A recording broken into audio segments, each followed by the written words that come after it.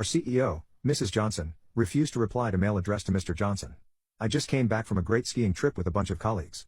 It was a short holiday in our private time and paid in full by anyone who joined the trip. In other words, it was a private trip, with all attendees working at the same company. The youngest person in the group was fresh out of school, while others have been in key positions in the company for decades. This field of work is dominated by men. We are a professional yet very informal organization, where everyone addresses each other on a first-name basis. Our former CEO was with us on the trip. Let's call her Kathy Johnson. Not only is she a great skier, she is also a very outgoing person who loves to have fun and who hates pretentious behavior. The reason that she's not the CEO anymore but still works at the company is that we have a mandatory rule that requires the executive board to step down at the age of 55. The thought behind that is that the best performing, fresh-minded leaders are generally not people who are well past 60 years of age. On the day of our return trip, which was a 10-hour drive, we had already vacated the hotel and went out skiing until well after lunchtime.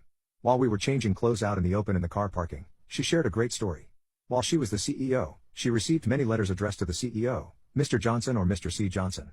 These letters were all based on the false assumption that the CEO of an engineering firm must be a man. She instructed her secretary to return every single letter unopened that addressed her as a man. Her secretary, also a woman, loved doing that. She returned dozens of letters over the years, stating that there was no Mr. Johnson at our company. When I asked Kathy about the replies, she told me that the senders invariably either sent a second letter with profuse apologies or were never heard of again.